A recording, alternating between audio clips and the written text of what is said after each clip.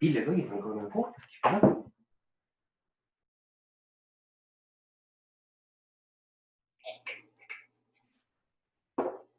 Alors, bonjour à tous et à toutes et bienvenue au webinaire Mise en marché de proximité en contexte de pandémie, co-organisé par le réseau Communauté nourricière et par Vivre en ville.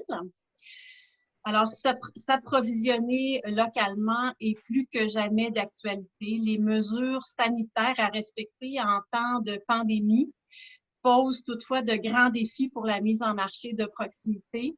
Quelles sont les approches gagnantes pour assurer une mise en marché sécuritaire? C'est le thème du webinaire d'aujourd'hui. Et vous êtes nombreux à vous intéresser à cette question-là, puisqu'il y a avec nous des gens de partout au Québec et de plusieurs secteurs qui s'intéressent à l'alimentation, des institutions publiques, des municipalités, des MRC, des organismes communautaires, des groupes aussi qui travaillent sur la question de la sécurité alimentaire. Avant de sauter dans le vif du sujet, des petites informations techniques. Je veux vous dire que le webinaire sera enregistré et qui sera partagé par la suite avec tous les participants. Vous êtes invités à garder vos caméras ouvertes si vous le désirez, mais vos micros fermés en tout temps. Vous pourrez communiquer avec nous et avec les panélistes par le biais du chat.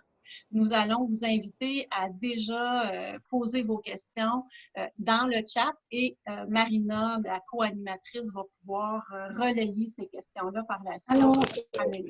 Non. Et vous pourrez donc aussi, nous allons mettre des liens dans le chat, donc on vous invite à l'ouvrir. Quand les panélistes vont parler, on va mettre les liens pour que vous ayez accès aux informations dont ils parlent. Alors moi, je ne sais pas si on peut maintenant, Rachel, arrêter de partager l'écran. Voilà. Je me rends compte que je vous parle depuis tout à l'heure, puis vous ne me voyez pas. Alors, moi, je suis Nathalie McSween, je suis la co-coordonnatrice du réseau Communauté nourricière, qui est un réseau pan-canadien qui vise que pour objectif le partage d'idées, de ressources, d'expertise entre des acteurs qui travaillent sur des questions alimentaires à l'échelle des municipalités ou des communautés de partout au Canada. Je suis aussi chercheur postdoctoral à l'École d'innovation sociale de l'Université Saint-Paul. Et je serai votre co-animatrice aujourd'hui avec Marina Joly. Marina, je te laisse te présenter. Oui, bonjour à tous. Merci d'être avec nous. Donc, moi, je suis conseillère en système alimentaire et agriculture urbaine chez Vivre en ville. Vivre en ville, qui est une organisation d'intérêt public qui travaille à l'échelle de tout le Québec au développement de collectivités viables, et ce à toutes les échelles, donc du bâtiment jusqu'à l'agglomération. Et puis avec notre équipe, donc vous connaissez déjà peut-être Chantal de Montigny, Vincent, et puis je vois que Nakia et Stéphanie sont avec nous aujourd'hui. On travaille sur deux axes principaux, donc l'accès à la saine alimentation et la création de territoires nourriciers au Québec. Merci Nathalie. J'aimerais vous présenter maintenant nos 4 panélistes. Donc, le premier panéliste, je ne sais pas si vous le voyez, c'est Jean-Nic Trudel, qui est le directeur de l'Association des marchés publics du Québec. Jean-Nic a une grande expertise en ce qui concerne les marchés publics. Avant de prendre les rênes de l'association, il a coordonné la coopérative de solidarité agroalimentaire régionale de la MRC de Masquinongé, le marché public de Yamachiche, le marché public de Shawinigan, et il a aussi mis sur pied le marché public de Saint-Élie-Caxton. Notre deuxième panéliste, c'est Caroline Poirier, qui est membre fondatrice de la coopérative pour l'agriculture de proximité écologique, la CAPé, et qui en est aussi la présidente depuis 2016. Caroline est aussi copropriétaire de la ferme Croque-Saison, qui nourrit plus de 200 familles de la région de Lingwick, en Estrie. Thibault, le troisième panéliste est Thibault Renouf, qui est cofondateur de Arrivage, une plateforme de mise en relation entre producteurs, restaurateurs et consommateurs pour créer des circuits courts en alimentation. Thibault est aussi bien connu pour avoir cofondé, je dirais, la Transformerie, un organisme à but non lucratif qui lutte contre le gaspillage alimentaire à Montréal. Et finalement, et non le moindre, notre quatrième panéliste aujourd'hui est Luc Poirier, qui est agent de recherche pour le MAPAC et qui est conseiller de la direction régionale de l'Outaouais, pour la mise en marché de proximité, l'agrotourisme et l'aménagement du territoire. Luc navigue dans le monde de l'agroalimentaire depuis de nombreuses années. Avant de travailler pour le MAPAC, il a été directeur de l'Alliance alimentaire Papineau, un organisme de l'Outaouais qui est dédié au développement de l'autonomie alimentaire. Il a aussi été agent de vie syndicale et de communication de l'UPA Outaouais-Laurentides. Alors voilà notre belle brochette de panélistes pour aujourd'hui. Alors, sans plus attendre, je vais, maintenant que je vous les ai présentés, je vais leur poser des questions parce que c'est pour ça que nous sommes là aujourd'hui. Alors, Jean-Nic, les marchés publics sont considérés comme des services essentiels. Ils s'apprêtent à ouvrir partout au Québec. Peux-tu nous parler des modifications qui ont été apportées au mode de fonctionnement des marchés publics pour tenir compte de la pandémie actuelle et assurer une mise en marché sécuritaire? Oui, pas de problème, je vais répondre à cette question-là. Mais avant, je vous ai préparé une petite allégorie agricole pour vous. Donc, la voici. Je pense que ça va bien mettre la table. Donc, au moment où l'hiver prenait fin cette année, au tout début de la saison des sucres, notre grange collective où nous y avions habité, notre souveraineté, notre autonomie alimentaire s'est effondrée. Donc, rapidement, nos amis et nos voisins se sont précipités pour dégager les décombres. Et j'ai le grand plaisir et le privilège, en fait, d'être ici parmi vous, mais chez nous, avec vous ce midi. Donc, que ce soit Luc au ministère de l'Agriculture, Thibault avec le réseau Arrivage, ou Caroline avec l'ACAP et le réseau des fermiers de famille, ou moi, le humble représentant du réseau des marchés publics. Les gens qu'on représente aujourd'hui et qui sont relevés les manches avec nous ont commencé à ériger collectivement une grange encore plus belle sur les fondations qui étaient quasi intactes de notre sécurité alimentaire. Donc, même s'il y a eu effondrement, il y a maintenant aussi reconstruction de cet édifice qui abrite, je le répète, notre souveraineté et notre autonomie alimentaire. Et les marchés de proximité, en fait, sont ces piliers. Et ça me fait grand plaisir de vous parler des marchés publics, en fait, mais aussi sur la contribution des marchés publics à ce chantier de reconstruction de cette grange qui abrite notre sécurité alimentaire. Donc, quelques repères chronologiques. Donc, vous le savez, comme tout le monde, là, à la mi-mars, il y a eu le début de la pandémie. Nous, le 23 avril, on a enfin été reconnus comme une reconnaissance officielle. En fait, les marchés publics sont des commerces alimentaires essentiels. Donc, même si des marchés publics sont ouverts à l'année qui n'avaient pas arrêté leur activité, plusieurs, quand même, qui avaient des activités au printemps, ont dû annuler autour de Pâques, autour de la saison des sucres. Et il y avait beaucoup d'insécurité. On parle de plus d'un mois à avoir des producteurs. Notre réseau couvre 130 marchés publics environ et plus de 1200 producteurs. Donc, il y avait une nervosité et une anxiété quand même qui était non négligeable. Donc, enfin, le 23 avril, on a eu cette reconnaissance-là. Le 24, il y a eu une annonce d'une aide financière d'urgence pour le développement d'une plateforme numérique destinée aux marchés publics et aux producteurs de notre réseau. Et finalement, le 6 mai, il y a eu le dévoilement, je dirais enfin, du guide d'application des mesures de prévention recommandées dans le contexte de la COVID-19 en marché public. Et vous l'avez vu lundi dernier, maintenant, les marchés qui opèrent ou opéraient le dimanche peuvent continuer leur activité ou du moins les débuter. Donc, au départ, en fait, pour parler des modifications au monde de fonctionnement, il y a eu tout ça. Rappeler l'importance de l'institution publique qu'est le marché public, reconnaître que c'est des pôles d'alimentation et de sécurité alimentaire importants à travers la province de Québec, autant en milieu urbain qu'en milieu rural. Et bon, jusqu'à tout dernièrement, le fait d'enlever la possibilité à un village de pouvoir opérer un marché le dimanche demeurait extrêmement problématique. Et pour moi, c'était une atteinte au droit inaliénable à l'alimentation aussi. Donc, plus concrètement, qu'est-ce qui s'est passé depuis ou qu'est-ce qu'on a fait? Bon, il y a bien sûr suivre les consignes du guide. On a eu un guide des mesures sanitaires, puis c'est tant mieux parce qu'on attend de plus grande clarté, en fait, sur la manière dont on doit aménager les marchés publics par les autorités sanitaires. Là. Ça, je parle dans le contexte avant le COVID. Et bon, en lien avec ce guide-là, depuis le 6 mai, il y a plusieurs marchés qui ont commencé à ouvrir, là, les marchés estivaux, comme celui de la Prairie, celui de Bécancour, le marché Godefroy. Et bon, j'en passe, je pourrais en nommer beaucoup. Mais au fur et à mesure que la saison ouvre, il y a un partage des bonnes pratiques. Il y a, par la diffusion, en fait, nos gestionnaires, on a un forum interne extrêmement dynamique, qui est encore plus dynamique, donc sur l'ensemble de notre réseau. Donc, la manière dont on positionne notre marché, qu'on utilise des solutions le moins cher possible, mais avec un maximum de sécurité aussi au niveau sanitaire. Donc, il y a ça. Donc, il y a cette dynamisme-là au sein du réseau. Puis, j'imagine que c'est comme ça aussi pour les autres représentants de réseau autour de la table, là. Il y a beaucoup d'échanges d'informations, puis de bonnes pratiques, de bonnes techniques, et on alimente ça.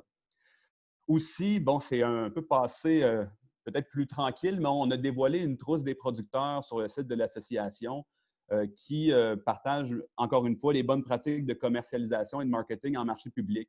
Donc, on était très content de le dévoiler au début du mois d'avril, mais bon, je veux dire, les conseils qu'on y donne, il y a notamment d'excellents webinaires avec la ferme des petits oignons et Jean-Martin Fortier sur comment optimiser ses ventes en marché public. Donc, en ce moment, en fait, ça va être dévoilé bientôt à même la trousse des producteurs avec Papier Développement, qui est une firme interne très intéressante au niveau de la commercialisation des produits bioalimentaires. Bien, on développe un contenu qui est adapté à tout ça. Et finalement, l'association continue à développer des outils, de l'affichage qui n'est pas INSPQ-proof, mais qui nous permet d'alimenter encore nos marchés publics pour que ce soit des milieux conviviaux, malgré le fait qu'on doit s'en tenir à notre mission prioritaire, qui est la sécurité puis l'autonomie alimentaire régionale et locale. Merci beaucoup, Jean-Nic. Maintenant, j'aurais une question pour Caroline pour partir le bal. Caroline, on me dit qu'on observe une augmentation de 65% des abonnements par rapport à la saison 2019. Une des raisons de cette augmentation-là serait la traçabilité offerte par le modèle. Peux-tu nous expliquer pourquoi c'est important et quelles sont les autres raisons du succès du modèle dans le contexte actuel de la pandémie? Oui, donc effectivement, la traçabilité, c'en est un. Nous, on a réalisé avec la pandémie, je pense qu'on avait un modèle qui était vraiment résilient pour plusieurs raisons. Puis, c'est sûr que les inscriptions de cette année ont été rapides comme jamais.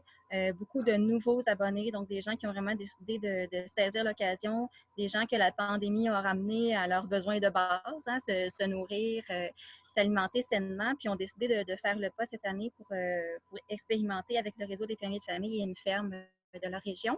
Donc, c'est sûr que les appels à l'achat local, la reconnaissance du service essentiel que constitue l'agriculture nous ont sans doute aidés. Donc, ce qui nous démarque dans cette crise-là, c'est sûr que la traçabilité sans faille. Évidemment, nous, les paniers bio d'été sont composés à minimum 75 %, puis bien souvent très près de 100 % ou voire 100 % de produits provenant d'une seule et même ferme qui a le contact direct avec la clientèle. Donc, ça fait que les gens développent un lien de confiance fort aussi avec leur ferme. Puis à ce moment-là, ben, ils savent que nous, on a à cœur leur bien-être, puis ça les sécurise. Donc, je pense que pour eux, c'est non seulement sécurisant mentalement, mais dans les faits, il y a aussi très peu de gens qui vont manipuler ces produits-là. Les produits vont passer directement de la ferme au point de livraison et au frigo de l'abonné. Donc, très peu de lieux de transit aussi pour les produits.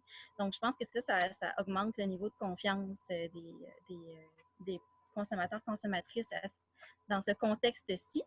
Je pense qu'il y a beaucoup de gens aussi qui ont voulu s'assurer d'un approvisionnement stable en légumes pendant la prochaine saison parce qu'on le sait, beaucoup d'enjeux au niveau de la main-d'œuvre temporaire au Québec qui vient fragiliser notre approvisionnement de légumes en provenance du Québec. Problématique quand même importante aux États-Unis aussi, donc plus d'incertitudes au niveau des importations de légumes également.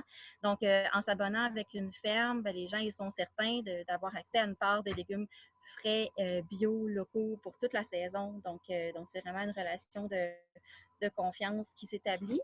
Je pense aussi que malgré le fait, évidemment, qu'on va s'adapter puis qu'on met en place des mesures pour répondre aux normes gouvernementales qui ont été formulées par le MAPAC là, en lien avec les directives de l'INSPQ, je pense quand même que l'expérience client au point de livraison cet été va être quand même plus convivial que ce qu'on vit en ce moment dans les grandes surfaces au niveau des épiceries.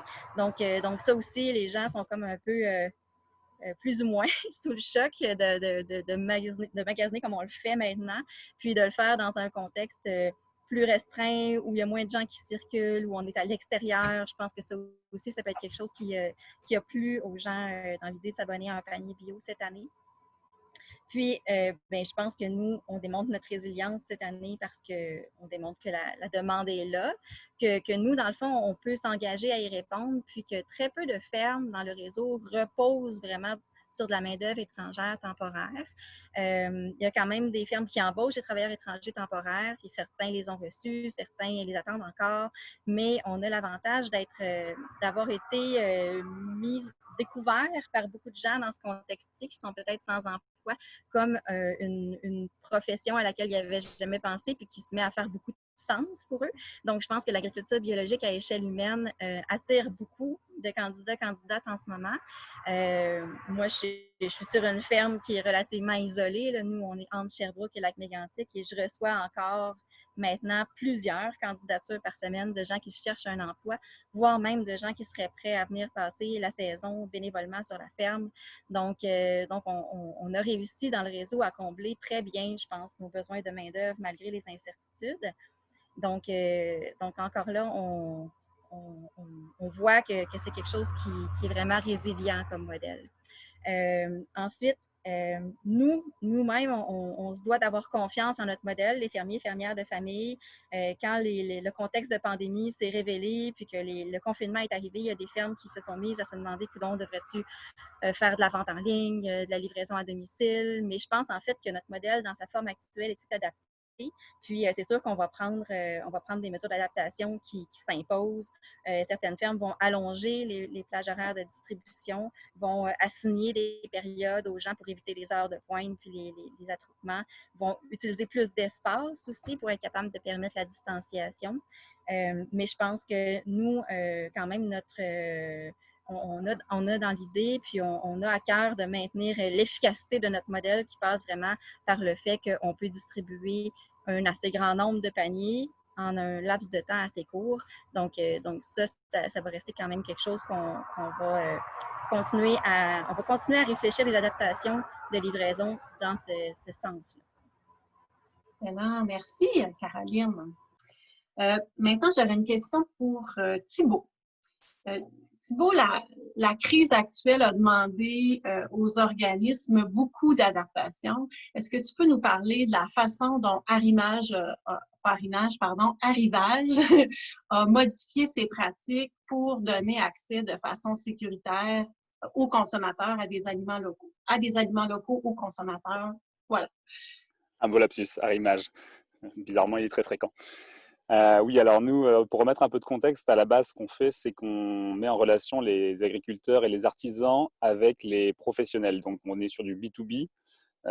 D'habitude, on s'adresse à des restaurants, de plus en plus à des épiceries qui démontrent un intérêt depuis quelques années, de plus en plus dans les produits qui sont peut-être hors des circuits habituels de distribution. Et puis, on voit aussi tout un tas d'autres acteurs qui nous approchent, comme des traiteurs, comme des cantines scolaires, comme un tas d'autres tas d'interlocuteurs qu'on n'aurait pas imaginé avoir dans nos clients au démarrage. Donc cette crise, comme tout le monde, elle nous a frappé en pleine face, parce que les restaurants sont tous fermés et qu'évidemment, les volumes de transactions sont beaucoup plus faibles qu'ils ne l'étaient.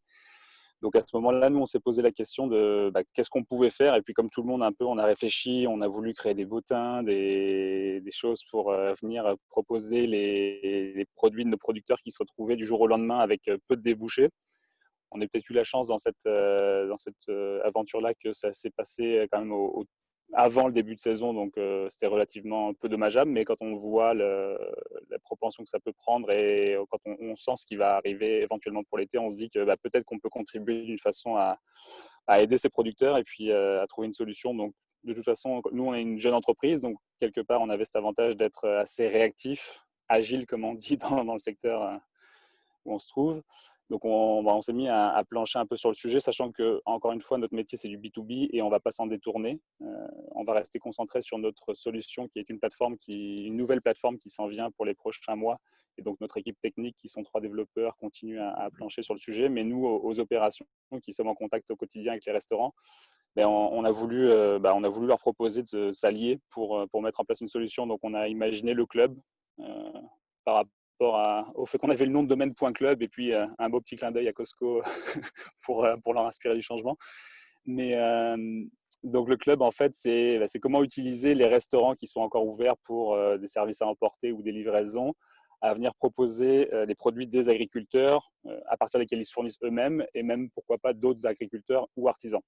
Donc, je simplifie avec le mot agriculteur parce que, par facilité, mais on parle beaucoup avec aussi des artisans en tout genre, qui soient transformateurs, des pêcheurs, des cueilleurs, beaucoup, des éleveurs. Donc, on va venir mettre toute cette offre-là à travers les restaurants de quartier. Donc, se dire que finalement, on a des relais tous au coin de nos rues, au coin de nos villages, qui pourraient être des lieux d'approvisionnement. Donc, c'était une autre façon de mettre des œufs, pas tous dans le même panier. Et puis, comme les marchés publics, comme les paniers habituellement, on peut pas rester concentré sur une seule façon d'approvisionnement. Donc, on vient appuyer une alternative. Donc, le modèle, c'est celui-ci.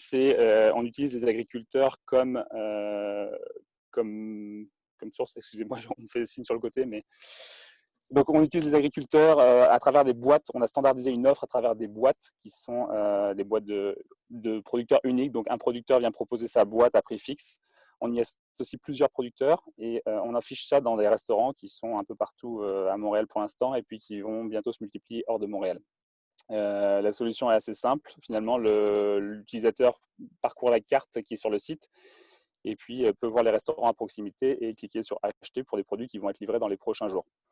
Donc voilà, la relation est directe. Ce qui était important pour nous dans ce modèle-là, c'était qu'il n'y ait pas de manipulation. Donc le restaurant vient bien sûr offrir ses capacités de frigo ou de congélateur quand c'est nécessaire, mais la manipulation est nulle dans le sens où le producteur met en boîte, prépare la commande et c'est le consommateur qui récupère la commande et qui la déballe chez lui. Donc ça, c'était une de nos priorités. Et puis l'avantage, c'est qu'on peut jouer à la découverte, on peut jouer à la rotation des offres à chaque semaine et puis venir mettre des produits qui habituellement n'auraient pas été achetés. Donc prochaine étape pour nous, ça va être d'utiliser vraiment le chef comme ambassadeur et puis pourquoi pas, et en particulier maintenant avec les produits sauvages qui apparaissent, venir utiliser ce savoir et cette relation dans le voisinage qui est le restaurant, avec qui on n'a pas forcément ce type de relation habituellement et venir s'appuyer sur finalement le quartier comme unité de résilience et voilà, créer des belles relations. Merci beaucoup, Thibault. Je rappelle aux participants que vous pouvez en tout temps mettre des questions dans le chat à mesure que ça vous vient pour la prochaine section par la suite.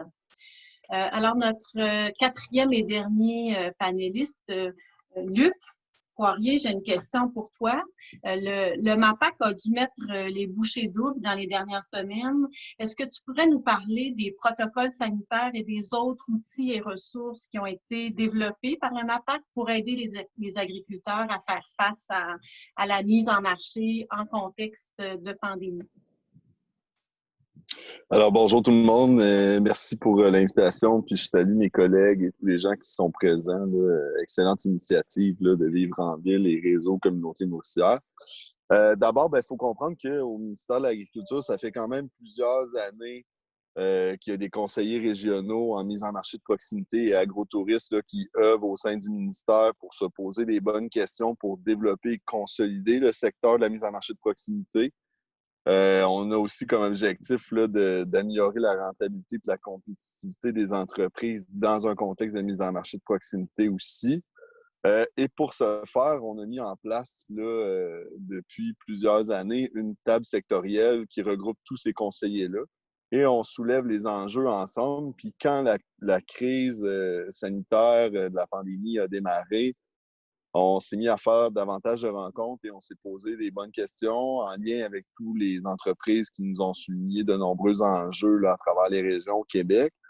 Et on s'est rapidement positionné en disant qu'on était pour rédiger un guide là, pour accompagner les entreprises dans un contexte de mise en marché de proximité, soit marché public ou kiosque à la ferme, boutique à la ferme, aussi dans un contexte de point de chute ou point de livraison.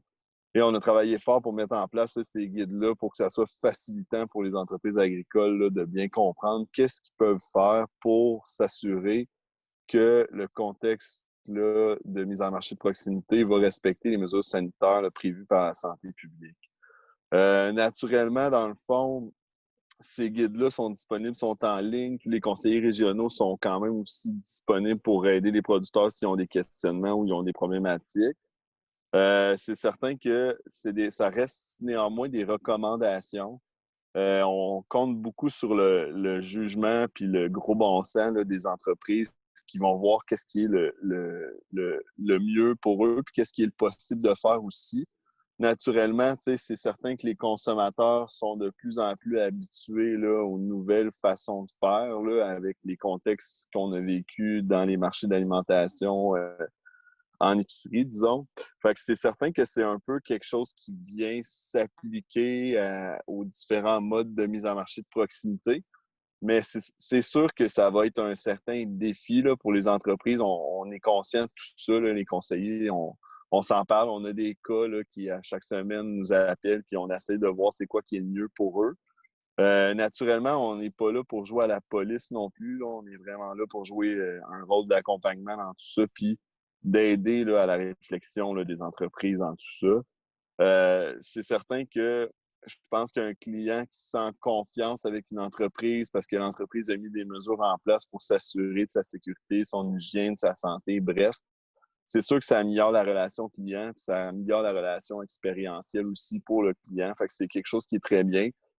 C'est sûr que je salue aussi là, les initiatives qui ont été mises en place par la CAP, même chose pour Arrivage, même chose pour la MPQ. Là. Je pense que tous les partenaires du milieu là, agroalimentaire, bioalimentaire travaillent très fort en ce moment là, pour s'assurer que les choses continuent avec des mesures d'adaptation en place. C'est certain que le ministère aussi, le ministère a aussi là, un programme qui s'appelle le programme Proximité, qui est là pour aider les entreprises là, à mettre en place des boutiques en ligne qui peuvent favoriser là, des ventes dans un contexte où, par exemple, les clients seraient plus portés à aller vers ça. Fait que le programme Proximité, ça fait plusieurs années qu'il roule. Il est en continu pour les entreprises. Fait que les entreprises peuvent soumettre des demandes, peuvent être accompagnées par la conseiller régionaux aussi s'ils ont plus de questions. Puis c'est ça, naturellement, tous les guides là, d'application sont en ligne, sont consultables. Il y en a pour toutes les situations là, de mise en marché de proximité aussi. Là. Fait que c'est à peu près ça, je vous dirais, pour le ministère. Si vous avez des questions, n'hésitez pas. Sinon, Merci. on va faire un suivi. Merci beaucoup, Luc. Merci beaucoup à nos 4 panélistes qui ont fort bien mis la table. Je pense qu'il doit y avoir, après cette introduction-là, beaucoup de questions dans le chat. Alors, je vais passer la parole à notre co-animatrice pour la journée, Marina, qui a suivi vos questions depuis les débuts. Oui, bonjour. Alors, on commence à avoir quelques questions dans le chat, mais j'en profite pour vous rappeler que c'est ça, n'hésitez pas à les poser. Nous, on a plein de questions. C'est sûr que c'est rare d'avoir autant de panélistes de qualité en même temps, donc on a plein de choses à leur demander, mais l'idée, c'est de vous donner la parole, donc n'hésitez pas. Je vais commencer juste par avant de prendre la question que je vois dans le chat, je voulais juste revenir sur un mot que vous avez un petit peu tous prononcé, qui était le mot de convivialité. Il y avait une chronique la semaine passée dans la presse où la journaliste allait parler à des personnes qui étaient dans au marché fermier de Saint-Lambert, qui a mis en place des mesures sanitaires. Puis des personnes qui étaient au marché disaient qu'elles appréciaient beaucoup de pouvoir retourner justement au marché, parler avec les producteurs, acheter des produits locaux, etc. Mais qu'elles sentaient que l'ambiance était peut-être un petit peu moins conviviale que d'habitude. Et justement, je voulais vous demander à tous, en fait, comment on peut concilier ces pratiques sécuritaires-là, les consignes finalement, et tout en gardant la convivialité que les gens aiment en fait dans la mise en marché de proximité. Donc, je ne sais pas, Caroline, si tu veux lancer le bal. Oui, je peux y aller. Vous m'entendez bien? Donc, dans le fond, c'est sûr que nous, notre convivialité, elle n'est pas basée sur le fait de se donner une accolade et d'être très près physiquement. Donc, elle est vraiment basée sur la relation de confiance qui se bâtit de semaine en semaine entre la personne qui va assurer la livraison des produits et la clientèle. Donc, généralement, ça va être la même personne qui va être là pendant toute la saison. Donc je pense que même en contexte où on doit garder une distance de 2 mètres entre les gens, il va tout à fait être possible d'avoir des discussions très enrichissantes entre les fermiers, fermières et les gens qui mangent les légumes puis même les gens qui mangent des légumes entre eux. Donc, c'est ça qui est intéressant à bâtir une communauté, comme on le fait avec le réseau des fermiers de famille. D'année en année, on a des gens qui reviennent avec nous au même point de livraison, qui emmènent leurs amis, leurs familles, puis on devient ensemble vraiment une communauté qui partageons la passion de l'agriculture biologique, locale et de la bonne cuisine. Donc je pense que le fait de se désinfecter les mains puis de garder une distance de 2 mètres, ça ne va pas vraiment avoir un impact sur ce sentiment-là de communion finalement entre nous. Merci beaucoup, Caroline. Est-ce que Jean-Nic ou les autres veulent compléter? Ben oui, en fait, bon, la chronique triste de Mme Lortie a été différemment reçue dans l'ensemble du réseau, mais lorsqu'on parle en fait de marché public, puis même de panier, comme Caroline l'a si bien expliqué, on parle d'inter.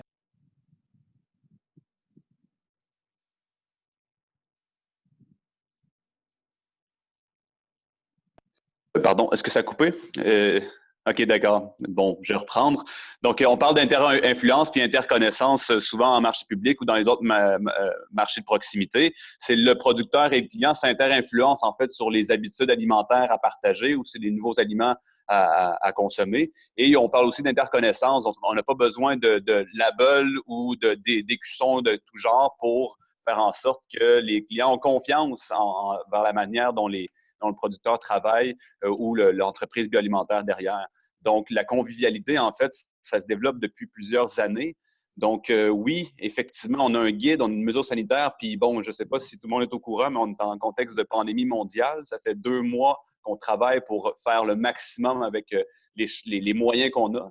Puis, ce que je remarque, c'est que tout le monde a le sourire quand même quand je suis allé au marché de Bécancour, même si, oui, il y a quelque chose dans l'air, là. N'importe où vous allez, vous le sentez. Mais enfin, on va pouvoir aller revoir nos producteurs. Puis le simple sourire devrait être suffisant, j'ai l'impression, pour avoir une bonne convivialité. Donc voilà, je ne partage pas du tout le point de vue de la chroniqueuse. Donc, c'est tout à fait possible de concilier convivialité et sécurité. Merci beaucoup, Jean-Nic et Caroline. On a eu une autre question dans une question dans le chat. D'une étudiante qui voudrait savoir si vous avez senti l'impact de la crise, mais du point de vue des intrants dans la production agricole. Est-ce qu'il y a une partie importante des intrants qui sont importés et est-ce que justement à cause de la crise, il y a eu un arrêt ou il y a eu des difficultés à vous approvisionner ces derniers mois en intrants, tout type d'intrants agricoles? Je vois que Caroline voudrait commencer à répondre. Je peux commencer à répondre si vous le souhaitez. Donc, toute la chaîne, en fait, agricole a été nommée dès le départ comme un service essentiel. Donc, tous les fournisseurs ont continué leurs activités pendant le confinement. Donc, on n'a pas vraiment vécu de pénurie au niveau des intrants. C'est sûr que c'est arrivé quand même un peu tard aussi. Donc, il y a aussi beaucoup d'intrants qui étaient déjà commandés, qui étaient déjà arrivés sur les fermes. Donc, peut-être que les points les plus sensibles ont été les commandes tardives de semences. Donc, les semences, cette année, ont fait fureur. Donc, pour les fermes qui avaient comme des ajustements à faire au niveau de leur commande de semences, ça a pu être un défi. Mais par contre, il y a beaucoup de fournisseurs de semences qui ont aussi priorisé le volet agricole, donc qui ont coupé temporairement les commandes au niveau des petits jardiniers, mais qui ont continué à prendre les commandes des professionnels de l'agriculture. Donc ça nous a aidé aussi, le fait qu'ils nous favorisent. Puis les poules pondeuses, donc les gens qui ont fait leurs commandes tardivement au niveau des poules pondeuses dans les fermes diversifiées, ça peut être difficile, mais comme on fait ça dans la vie, puis qu'on a le réflexe de faire nos commandes à temps, puis que les intrants, c'est central, là, je pense qu'il y a peu de fermes qui ont au final été affectées par des pénuries au niveau des intrants. Merci beaucoup, Caroline. Alors, une autre question qui nous vient du chat qui est qui concerne plus le système. C'est plus une question de fond. C'est ça, avec les mesures en cours qui risquent de durer encore plusieurs mois. Donc, il y a beaucoup de personnes qui évoquent des changements structurels qui sont nécessaires pour nos systèmes alimentaires. Et donc, la personne qui vous pose la question dans le chat se demande quelle est votre vision, en fait, quel genre de changement serait nécessaire pour avoir des systèmes alimentaire plus résilient? Est-ce que c'est ça, est-ce qu'il y a des changements majeurs à apporter selon vous, au-delà des mesures temporaires qui vont durer quelques mois? Est-ce que Caroline lève la main, mais on va tous vous donner la parole. Je vois que Caroline lève la main. Après, on ira avec Jean-Nic, Luc et puis Thibaut. Parfait. N'hésitez pas à lever la main, les autres panélistes. Là. Moi, je me suis juste dit que c'était la façon de vous signifier que je pouvais répondre si vous le souhaitez. Donc évidemment que ça va demander des changements structurels. Certains vous répondraient les tarifs préférentiels hydroélectriques, les subventions pour la construction de serres. Moi, je vais vous répondre l'éducation. L'éducation relative à l'alimentation et à la saisonnalité. Je pense que c'est complètement illusoire de penser qu'on va pouvoir, par la production en serre au Québec, fournir aux consommateurs, consommatrices le même panier d'épicerie en fruits et légumes que ce qu'ils achètent de produits importés actuellement. Je pense qu'il faut commencer par éduquer les gens sur le fait qu'on habite dans un pays nordique, puis qu'il y a des produits qui sont disponibles en saison, puis quelle est cette saison-là dans le temps. Donc, je pense que c'est vraiment le premier pas à faire, à mon avis, pour avoir vraiment un impact majeur sur l'autonomie alimentaire au Québec. Nous, on est prêts à faire ça. Nous, ça fait 25 ans qu'on fait ça au réseau des fermiers de famille avec peu de moyens. Donc, on a déjà développé tout plein d'outils, puis on est prêt à mettre vraiment des moyens de plus grande envergure en œuvre. À ce chapitre-là, je pense que vraiment le programme Proximité est un outil intéressant au niveau collectif. Puis en ce moment, M. Poirier disait que le programme Proximité pour les entreprises individuelles est ouvert en continu, mais par contre, l'appel de projet qui était prévu en avril pour les projets collectifs a été suspendu et remis à une date indéterminée, ce qui nous fait très mal. Dans un contexte de pandémie, alors qu'on aurait voulu saisir cette opportunité-là pour mettre de l'avant des solutions collectives, justement, d'éducation, puis que c'était dans notre boîte à outils depuis janvier. On a été amèrement déçus début avril quand on a vu la suspension d'appel de projet. Mais pour nous, vraiment, l'éducation, c'est vraiment la première chose à faire. Puis je pense que ça peut prendre différentes formes. Je pense que l'autonomie alimentaire aussi, dans une certaine mesure, déménage. Donc, d'inciter les gens à jardiner, puis d'avoir davantage d'éducation. Je pense que quand les gens se mettent à jardiner, ils comprennent beaucoup mieux nos enjeux, ils comprennent la saisonnalité, ils comprennent la complexité de notre travail, puis ils valorisent ce qu'on fait. Donc, nous, on voit ça vraiment aussi comme positif, le fait d'encourager les gens à jardiner. Puis évidemment, le modèle d'entreprise qu'on met de l'avant à l'ACAPI, au réseau des fermiers de famille, c'est une agriculture biologique en circuit court et à échelle humaine. Je vous dirais que jusqu'à maintenant, il y a eu beaucoup de mentions de ça, par exemple, dans la politique bioalimentaire du Québec, mais au niveau concret de soutien à ces entreprises-là, parfois, on sent qu'on n'a pas tous les outils dont on pourrait disposer. Donc, par exemple, on a demandé un programme d'apprentissage en milieu de travail pour former davantage nos équipes, puis solidifier aussi nos équipes de travail, permettre davantage d'autonomie puis la croissance de nos entreprises. Puis bon, pour l'instant, on n'aura pas accès à cet outil-là, du moins pour les 2 prochaines années. C'est la réponse qu'on a eue. Donc, je pense qu'on a encore beaucoup de travail à faire pour mettre de l'avant l'importance et l'apport de nos entreprises à l'autonomie alimentaire du Québec. Puis, on va continuer à le faire à la CAP. Merci Caroline. Donc, je retiens éducation et formation. Puis je vais juste, donc je sais que Jean-Nic voulait parler. Je vais juste passer la parole à Luc, si Luc veut répondre par rapport au programme que Caroline a évoqué. Oui, tout à fait. Dans le fond, c'est sûr que je te cacherai pas qu'on a tous été un petit peu pris de court, là, les conseillers régionaux, par cette décision-là. C'est encore en réflexion, mais c'est certain que j'invite les associations là, à communiquer là, avec le ministère le plus possible, puis avec vos instances, là, si vous voulez que les choses changent. C'est toujours une bonne façon d'utiliser vos associations. Naturellement, effectivement, là, je pense vraiment qu'il va y avoir un changement dans le système bioalimentaire au Québec. Là. Toute la chaîne d'approvisionnement va être comme portée à s'adapter au nouveau contexte là, de crise. C'est déjà en train de se faire tranquillement là, au niveau de la production laitière. Là, il y a des changements structurels qui se passent au niveau de la distribution. C'est normal aussi avec les restaurants qui ont arrêté. Ça l'a quand même perturbé, mais c'est certain qu'il y a pour la question d'éducation, moi, je suis à la même place que Caroline. Il faut que les gens s'habituent comment je pourrais dire, à s'enraciner dans l'alimentation québécoise. Puis même, ça va jouer jusque dans l'identité alimentaire aussi, parce que si on remonte dans les générations, là, c'est certain que nos grands-parents et nos arrière-grands-parents n'avaient pas la même alimentation que nous aujourd'hui.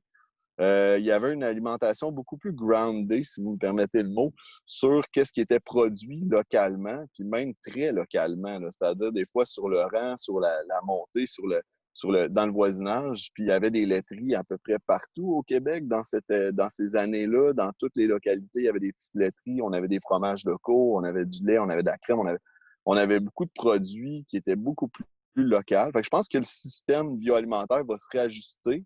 À quelle vitesse, ça, c'est la question qu'on se pose. Puis, est-ce que ce système-là va se réajuster assez rapidement pour que, d'ici la fin de la crise, les choses vont pouvoir bien être ancrées là, dans des nouvelles façons de faire, puis des nouvelles habitudes alimentaires aussi auprès de la population, puis dans le système en général. Merci beaucoup, Luc. Donc, je passe la parole à Jean-Nic. Après, j'aurai une question pour Thibaut. Parfait. En fait, je devrais commencer aussi à discuter peut-être du système alimentaire mondial, les accords internationaux qui nous paralysent parfois dans certaines manières d'opérer notre système domestique. Donc, sans vouloir faire un cours sur le système alimentaire mondial, il y a des enjeux à ce niveau-là. Cela dit, il y a aussi le contexte institutionnel. Il y a certains pays qui ont choisi que de l'hôpital à l'école au CHSLD, si on peut dire ça comme ça, on mange l'agriculture locale biologique. Donc, oui, c'est peut-être pas la majorité du marché qui se trouve là, mais le consommateur peut faire des choix, mais les institutions peuvent en faire aussi et cibler directement les fermes et le réseau avec lequel ils veulent s'approvisionner. Aussi, en fait, ce qu'on remarque ailleurs au Canada et aussi aux États-Unis, ce qui concerne un petit peu les marchés publics, mais j'aimerais aussi, que ça soit étendu au panier. Puis c'est déjà présent à l'ACAP, les paniers solidaires. Pour les personnes les plus vulnérables vivant l'isolement, il y a un certificat de cadeau, en fait, un bon d'achat systématique durant la saison envoyé à ces personnes-là pour qu'ils aillent se rendre en marché public, acheter des fruits et légumes frais. Donc, ce n'est pas simplement une question de manger des fruits et légumes frais de saison locale et on l'espère biologique, mais c'est aussi de créer du lien social entre les personnes et leurs fermiers. Donc, on le voit là, je veux dire, l'ACAP fait déjà une contribution importante via les paniers solidaires à ces personnes-là, mais bon, investissons en santé, investissons dans cette direction-là. On doit aussi rebâtir encore, même ça fait plusieurs années que ça a été débâti, notre réseau de solidarité rurale. Donc, c'est tout un arsenal, en fait, d'intervenants qui gravitent autour de nos collectivités rurales. Et moi, c'est bien important dans tout ce que les gens apportent comme solution de penser aux personnes prioritairement les plus vulnérables. C'est bon de manger des produits biologiques ou des produits plus élégants à la table, vivant d'une agriculture très biologique ou d'un élevage très biologique, mais il faut penser aussi aux personnes qui se rendent au Maxi ou au Super C avec peu d'argent dans leur poche pour s'approvisionner en nourriture. C'est un enjeu pour beaucoup de manger des fruits ou des légumes frais, là. Donc, si on oublie ça et on rend la chose un petit peu que pour les privilégiés ou les personnes qui sont plus aptes à pouvoir s'alimenter sainement, là, parce qu'il y a aussi un enjeu à ce niveau-là, bien, je pense on rate un petit peu la cible, là. Il faut amener tout le monde à manger ensemble et tabler sur le mieux vivre ensemble. Donc, il y a des comme je dis, des paniers solidaires ou des bons d'achat en marché public dans d'autres provinces ou même au Québec qui existent par les organisations qui les mettent en place parce qu'ils trouvent ça important. Mais avoir un appui institutionnel à l'échelle locale, régionale et nationale serait, à mon sens, une très bonne chose. Les entreprises qui se retrouvent en marché public, souvent initient le contact de proximité avec leurs consommateurs et de là cheminent dans cette chaîne d'approvisionnement ou ce système agroalimentaire local, régional, puis ensuite peut-être national. Mais c'est important de les soutenir à la base et faire confiance à ces gens-là pour bien faire les choses. Ils ont les deux mains dedans. Je pense qu'ils sont plus en mesure de nous dire comment faire que les gens qui sont plus loin du milieu rural, je dirais. Merci beaucoup, Jean-Nic. En fait, tu m'amènes à une autre question qui n'était pas celle que je voulais poser à la base, mais qui est aussi en lien avec une question qu'on a eue dans le chat. C'est justement comment on peut, c'est une question que nous on se pose, comment on peut concilier un juste prix pour les producteurs et un juste prix justement pour les personnes en fonction de leur pouvoir d'achat? Est-ce que j'imagine que c'est des choses sur lesquelles vous réfléchissez? Est-ce que là-dessus, vous avez des réflexions ou des conseils à partager? S'il y a une personne dans le chat qui se demande en fait si les prix risquent d'augmenter beaucoup dans les mois à venir. Donc, je ne sais pas si je vais peut-être demander, je ne vois pas Thibaut dans les écrans, mais je ne sais pas si il veut répondre comme on ne lui a pas encore donné la parole, mais vous aurez tous l'occasion de répondre à cette question. Est-ce que Thibaut, tu veux prendre cette question? Ouais, je peux donner un petit quelque chose, mais déjà, je pense qu'il va falloir accepter de payer le vrai prix de nos aliments. Et puis, déjà, on ne parle pas forcément des mêmes agricultures partout. Il faut aussi qu'on se remette en perspective par rapport à ce dont on parle là. Et puis on est un peu dans notre bulle d'agriculture de proximité en ce moment. Il faut repenser à cette agriculture industrielle. Et puis, si la crise révèle quelque chose en ce moment, c'est bien les limites de l'industrie. Donc, il va falloir se réapproprier effectivement le système alimentaire et reconstruire des circuits courts. C'est ça qu'on a perdu dans les dernières années et puis on le voit dans les dernières décennies même. Et on le voit aujourd'hui, là, on voit les limites de nos abattoirs, on voit les limites de nos productions importées. Donc, comment est-ce qu'on redonne vie à des projets ça fait des années que certains se battent, et puis je pense en particulier à Fernand de Ouellette avec le petit abattoir, mais des exemples comme ça, il y en a beaucoup. Comment on recrée de l'infrastructure de petite échelle, comment on remet le fameux small is beautiful dans notre alimentation pour donner aux producteurs la capacité d'abattre et de faire mirer des œufs et de faire de la farine et d'éviter d'avoir à transporter toutes leurs marchandises sur des distances qui sont absurdes. Ça aura un impact, c'est sûr, sur le prix parce que malheureusement, l'industrie est très efficace pour sortir des prix bas. Et aujourd'hui, le budget moyen d'un consommateur canadien, c'est 9% pour l'alimentation. Donc, j'ai un peu l'impression que c'est quelque chose qui va devoir changer si on veut une alimentation plus saine, plus durable et puis qui a un peu plus de sens. Donc, ça, c'est un point qui va devoir évoluer dans les années à venir, je pense. Merci Thibaut. Donc, je voulais juste revenir à Jean-Nic. Donc, tu parlais tu donnais l'exemple des paniers solidaires. Est-ce qu'il y a d'autres moyens de faire le pont entre, c'est ça, juste prix pour le producteur et le juste prix pour les consommateurs? C'est sûr que il y a un contexte mondial où on a la chance de pouvoir compter sur des gens qu'on exploite par le capital ailleurs et qui nous envoient des légumes avec un facteur de compétition, de compétitivité inclus dans le prix qui est particulier. J'ai l'impression, puis j'imagine que je ne suis pas le seul, c'est beaucoup plus nourrissant d'aller voir Caroline, s'acheter ses bons légumes et après ça, sur le chemin de la maison, commencer à manger des carottes, des radis et tout ce qu'elle nous a offert. Et on se sent mieux que si on mange, je pense, une tomate du Mexique, qui est passé plus d'une semaine en épicerie. Mais c'est ça le problème, à mon sens, à quelque part, c'est que par le fait qu'on est dans une société extractiviste et qu'on exploite par le capital des personnes ailleurs, on a mis en fait nos personnes plus vulnérables un peu en lien avec cette chaîne-là et pour leur permettre de pouvoir s'alimenter sainement, puis je pense leur donner aussi des chances de se sentir mieux dans leur être très profondément, c'est via justement un appui institutionnel à ces paniers solidaires-là pour permettre à des entreprises qui désirent le faire, des petites entreprises locales, de se développer aussi en fonction de cet apport-là qu'ils pourraient faire et cette contribution qu'ils font déjà à la société, mais qui pourrait vraiment être, à mon sens, un politique ou une vision du moins pour le faire, et pas simplement dans un guide d'orientation, avec des capitaux qui vont vers ça pour empêcher qu'on continue par nos achats, qu'on n'a pas le choix de mettre là, encourager l'exploitation des gens à l'extérieur. On a vu dans les dernières années une diminution de la part des ménages dans l'alimentation au profit des télécommunications et des médias. On paye extrêmement cher ici pour Internet et la téléphonie au Canada.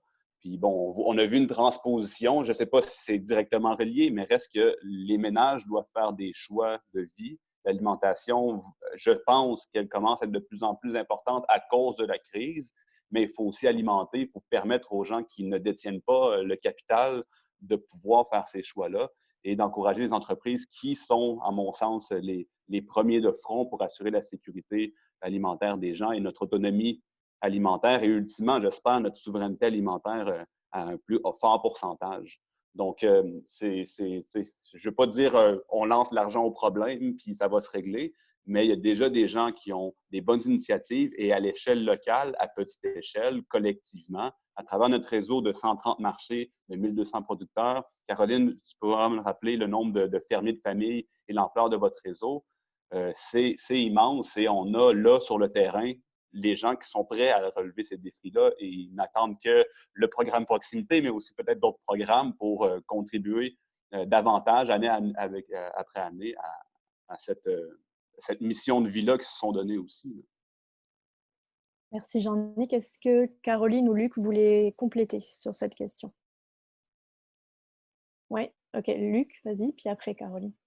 Oui, je pense que le gros défi de l'agriculture, c'est beaucoup les coûts d'opération. Tu sais, on a une agriculture nordique, il y a des coûts d'opération qui sont indéniables. La question de transport, ça a été abordé tantôt aussi. C'est certain que plus une entreprise va porter ses produits loin, plus c'est du temps perdu, c'est de l'argent, c'est de la pollution aussi.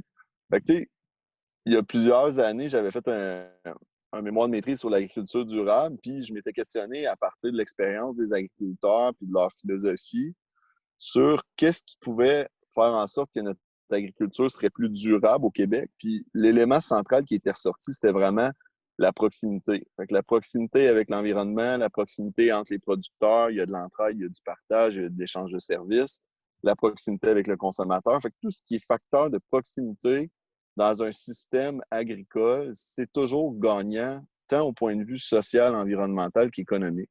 Fait que plus on va réduire nos chaînes, plus on va se rapprocher de quelque chose qui est durable. Puis c'est de cette façon-là aussi qu'éventuellement, on améliore la rentabilité des fermes, on améliore aussi le coût des produits. Puis tu sais, c'est une boucle. Fait que tu sais, je pense que le système au complet, plus il va être localisé, plus il va se rapprocher, plus les boucles vont être petites, plus ça va être facile de faire des économies d'échelle, puis de réduire les coûts d'opération, qui va faire en sorte aussi que les produits vont devenir de plus en plus abordables. Mais c'est certain aussi que le consommateur a une responsabilité aussi dans son choix de consommation. Puis en même temps, le gouvernement aussi, de la façon qu'il investit son argent dans le développement de l'agroalimentaire, ça devient aussi un autre vecteur là, qui peut favoriser ça. Merci beaucoup, Luc. Est-ce que Caroline, tu voulais rajouter un dernier point sur cette question? Un million de choses que je voudrais dire sur cette question. Mais je vais peut-être me contenter de... Ben, c'est sûr que le budget de l'agriculture en ce moment au Québec, on ne se le cachera pas, il y en a beaucoup qui est mis dans l'assurance stabilisation des revenus agricoles, dont une grosse partie de cette production-là est destinée à l'exportation. Donc, c'est sûr que si on prenait des décisions politiques d'envergure, on aurait moyen, je pense, de nos ambitions. Puis, l'autre chose que je voudrais dire, c'est que dans les gens en situation de pauvreté, il y a aussi les agriculteurs et agricultrices. Donc c'est un métier qui est très exigeant physiquement, mentalement, stressant, mais c'est aussi un métier qui est très difficile à rentabiliser. Puis à ce niveau-là, bien, le gouvernement a mis sur pied différents programmes pour justement tenir en compte notre structure de coûts de production liée à la nordicité. Puis je pense ici à la gestion de l'offre, puis à l'assurance stabilisation des revenus agricoles qui prennent en compte une rémunération juste de l'exploitant, de l'ouvrier spécialisé qui est d'environ 19,30 $. Donc, c'est sûr que quand on est venu nous plafonner à 16 $ pour la prime j'y vais sur le champ, ben nous, on s'est dit quelle est la différence entre nous, notre degré de compétence, la complexité de notre métier, le risque associé versus les producteurs de porc ou de grande culture ou laitiers. Donc, je pense qu'on doit aussi avoir un souci d'équité. Puis surtout pour les productions qui sont non soutenues sous forme de barrières tarifaires ou de programmes de subventions qui sont basées sur une étude des coûts de production. Donc nous, on est vraiment en libre marché dans la production maraîchère, puis on doit, c'est sûr, se baser à quelque part sur le prix des produits importés, où ils n'ont pas du tout les mêmes normes sociales et environnementales que nous. Puis bien, pour arriver à offrir ces produits-là à un prix compétitif, bien, c'est bien souvent les exploitants et exploitantes qui ont un niveau de vie très bas. Merci beaucoup, Caroline. Donc, il est déjà 13h, donc c'est certain que comme on a encore quelques questions à traiter, on va sûrement aller vers 13h10. Puis avant de vous poser une dernière question et de faire le mot de la fin, j'aurais voulu vous amener sur peut-être un sujet qu'on n'a pas encore tout à fait abordé. On a parlé beaucoup de proximité, on a parlé beaucoup de liens, de liens sociaux, etc. Mettons qu'il y a pas mal de villes et puis de MRC qui se sont inscrites à ce webinaire. Qu'est-ce qu'on peut leur demander? Qu'est-ce que les villes ou les MRC peuvent faire pour faciliter la mise en marché de proximité, puis justement renforcer le tissu, le lien social, que ce soit dans les quartiers ou dans des plus petites collectivités, les cœurs de village par exemple. Est-ce que vous auriez un message à leur passer? Puis je ne sais pas, on peut peut-être commencer par Thibaut et Jean-Nic. C'est peut-être plus une question pour Jean-Nic, et puis je suis très peu politique dans notre approche à nous, donc je vais passer mon tour sur cette question. En fait, les municipalités ont, par la loi sur les compétences, la possibilité d'avoir un marché public puis de l'entretenir aussi sur leur territoire. Il y a eu l'aspect, en fait, de la vision événementielle des marchés qui a eu lieu, en fait, durant la pandémie. Certaines municipalités ont dit, bon, ben, les événements sont annulés, donc on annule les marchés publics qui étaient considérés comme des événements. Ça en est un, c'est un événement, c'est un phénomène social, en fait, un marché public, mais c'est une institution. Avant, il y avait les églises, les écoles, bien encore ça, là, heureusement, là, les hôpitaux, puis les marchés publics. Je ne suis pas le seul qui est sorti de chez nous. Là. Quand on va voyager, on va au marché public, puis on voit c'est quoi la culture culinaire, les traditions des pays ou des endroits qu'on visite via le marché public. Donc, sans dire que ça doit être une vitrine de la région ou un pôle, un carrefour giratoire d'informations à savoir qu'est-ce qu'il y a comme production agroalimentaire autour du marché public, une municipalité qui veut contribuer à son marché public, surtout en contexte de pandémie, à mon sens, si c'est possible pour eux, bien entendu, c'est de mettre des ressources humaines et financières pour venir épauler la gestion des marchés, mais aussi les producteurs qui s'y rendent. Il y a il y a une grande dichotomie à travers notre réseau et une manière dont la municipalité s'engage ou se désengage, en fait, envers son marché public. Et on a fait une campagne, en fait, il y a 2 ans sur notre chaîne YouTube sur marché public et municipalité fait pour s'entendre. On y va derrière Caroline, si ma mémoire est bonne, à Lingwick.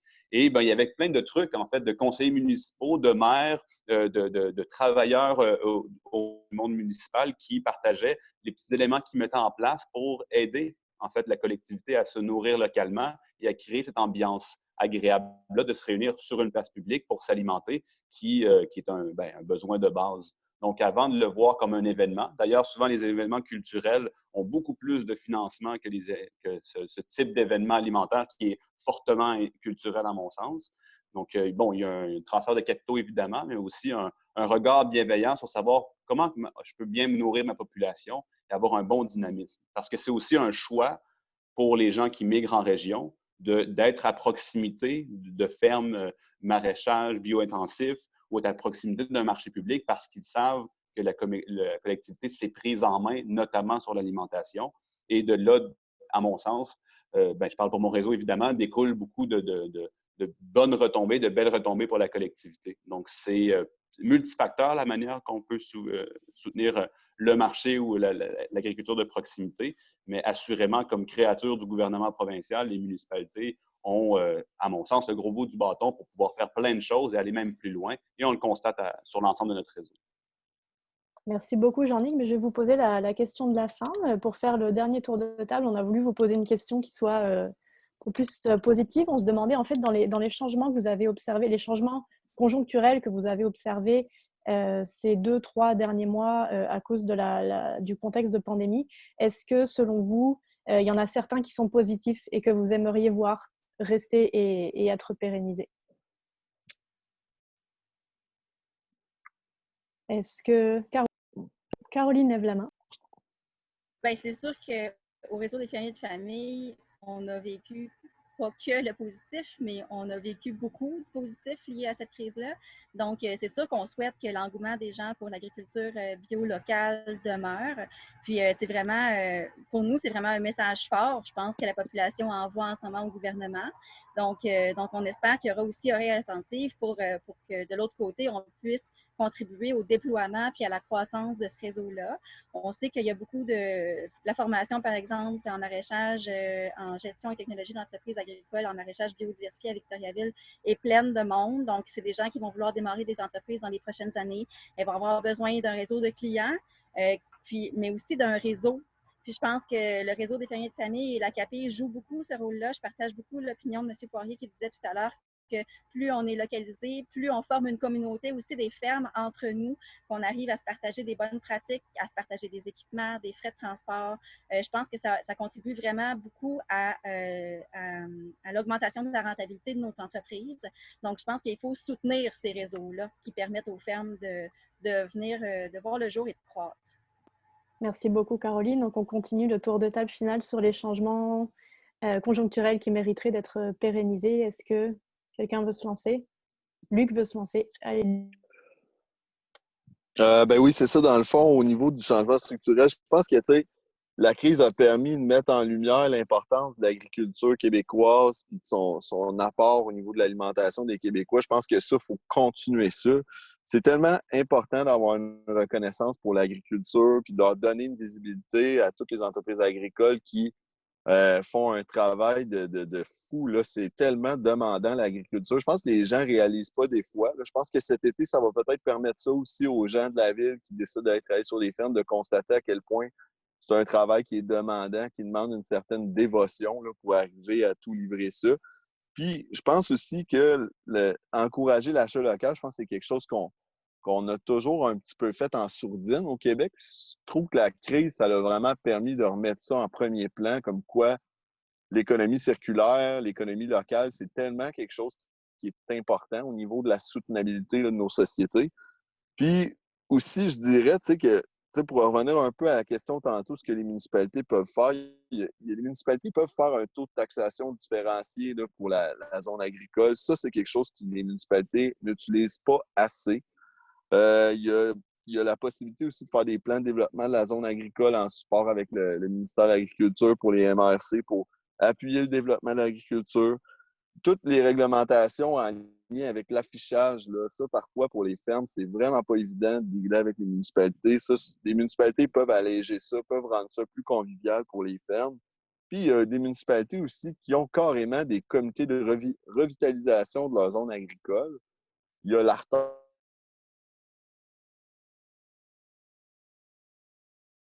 les jeunes de la relève ou encore la location achat. Bref, on a beaucoup de mécanismes qui sont en place au Québec qui...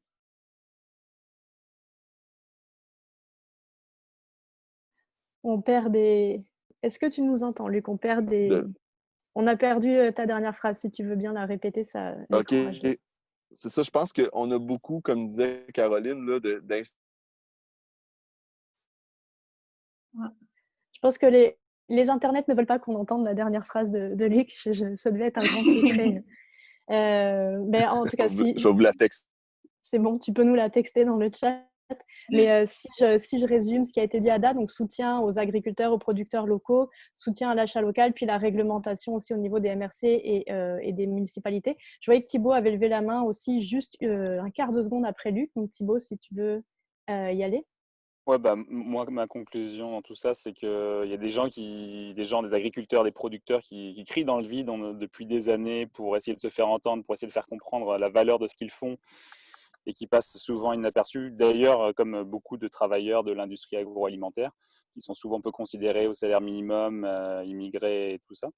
Donc, j'ai un peu l'impression que cette crise peut être l'occasion de remettre le curseur à la bonne place et puis d'essayer de faire comprendre qu'effectivement, comme dit Caroline, ce travail est compliqué, est très mal rémunéré et puis il y a beaucoup d'injustices. Donc, j'ai un peu l'impression qu'il faudrait qu'on arrive à utiliser cette crise comme levier pour faire entendre et pour faire changer, évoluer le cadre de nos systèmes alimentaires.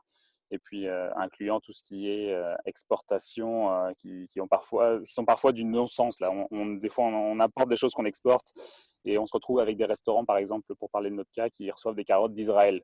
Donc, juste avec cet exemple-là, je pense qu'on comprend bien les incohérences du système et je pense que c'est peut-être le moment d'enfoncer le clou pour essayer de changer le système.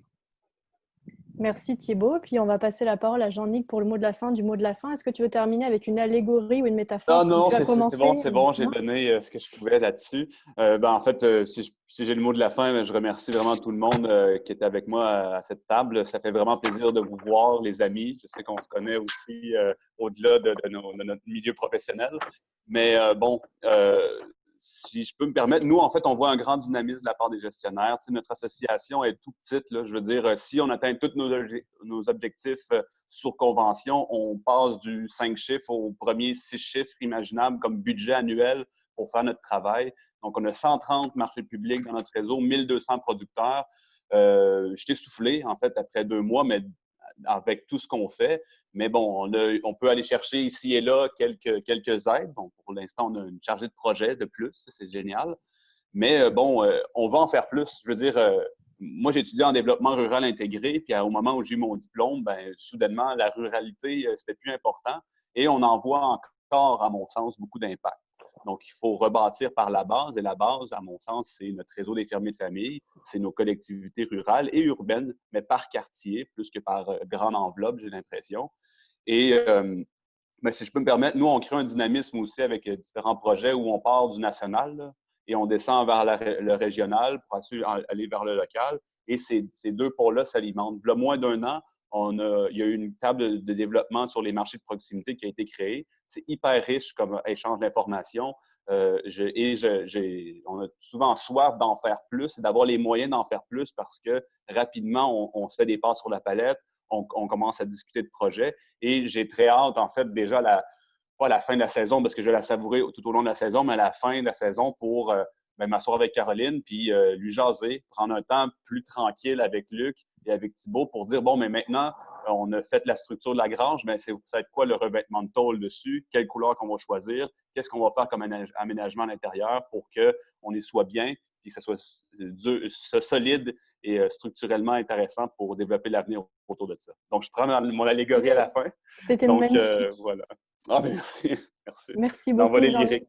Oui, envolée lyrique qui termine comme tu as commencé. Donc, ce que je note, c'est se donner les moyens de redynamiser localement, mais en collaboration avec les différentes échelles. Donc, je vous remercie tous, les participants, les panélistes, puis je donne la parole à Nathalie pour clore ce webinaire. Ben, en fait, comme on est à 1h10, je n'irai pas très loin, même si moi, personnellement, j'aurais aussi beaucoup de questions et de commentaires. J'entends cependant ce que Thibault a dit très clairement, hein, que la crise actuelle a révélé les failles du système. Mais j'entends aussi qu'il y a de l'espoir à la fois on espère que les consommateurs vont continuer à faire le choix de soutenir les agriculteurs locaux, mais j'ai aussi entendu très clairement un défi lancé à l'institutionnel pour aussi accélérer ce mouvement-là parce que ça ne peut pas reposer que sur les épaules des consommateurs. Et ça, je pense que c'est un message qui est très important, à la fois dans l'investissement dans l'agriculture de proximité, mais aussi dans les chaînes d'approvisionnement locales. On sait que l'institutionnel pourrait certainement en faire plus. Donc, je ne veux pas répéter ce que vous avez dit, mais j'en aurais long à dire là-dessus.